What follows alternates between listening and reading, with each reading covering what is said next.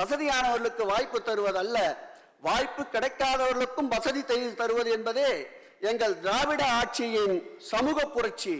மாண்புமிகு முதல்வரின் கருணை உள்ளத்தால் இனி வட சென்னை தென் சென்னை மத்திய சென்னை போல் வளம் பெறும். மாண்புமிகு பேரவைத் தலைவர் அவர்களே, பேருந்து முனையங்கள் நகரம், மாநகரம், கிராமங்கள் என அனைத்து தரப்பு மக்களையும் அன்றாட வாழ்க்கையில் அவசிய தேவையாகின்றது பேருந்துகள்.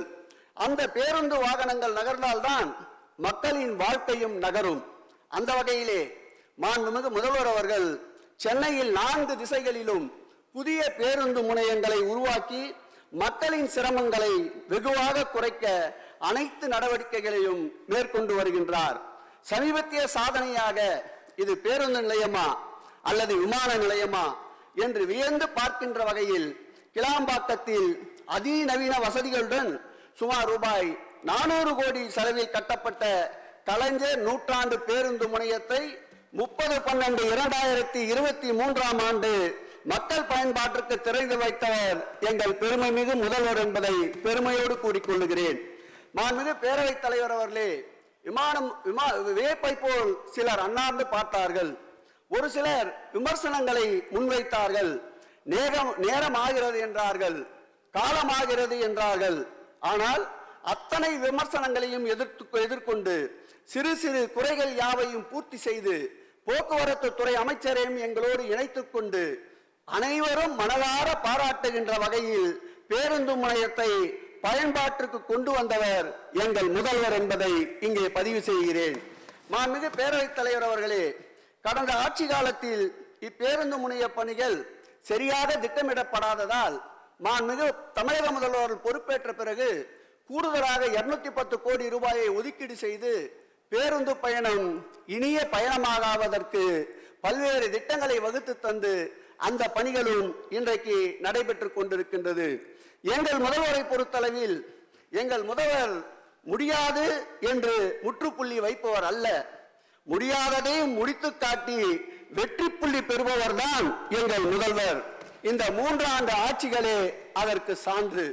மாண்புமிகு பேரவைத் தலைவர் அவர்களே, பேருந்து நிலையங்கள் கூத்தம்பாக்கத்தோடு நின்று விடாமல் அருகிலே இருக்கின்ற கூத்தம்பாக்கத்தில் சுமார் 400 கோடி செலவில் 25 ஏக்கர் நிலப்பரப்பில் ஒரு பேருந்து நிலையத்தை உருவாக்கி கொண்டிருக்கின்றோம். மாண்புமிகு தமிழக முதல்வருடைய பிறந்தநாளான மார்ச் மாதத்திலே அந்த பேருந்து நிலையத்தை மக்கள் பயன்பாட்டிற்கு கொண்டு வருவோம் என்ற உறுதியை இந்த பேரவையிலே அறிவிக்கின்றோம்.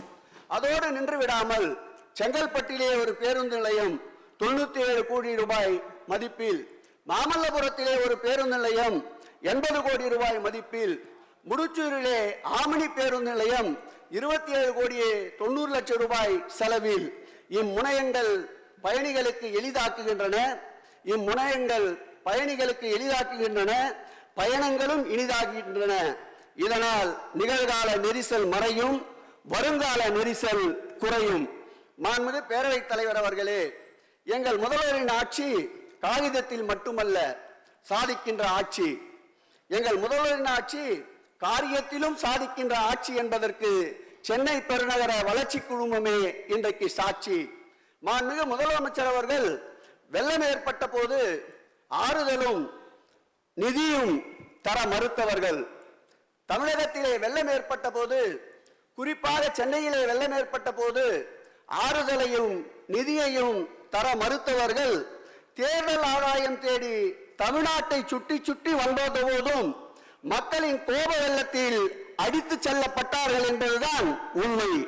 ஆனால் எங்கள் முதல்வரை மக்கள் அன்பு மழையிலே நனைய வைத்ததின் விளைவுதான் தமிழ்நாட்டில் 40க்கும் 40.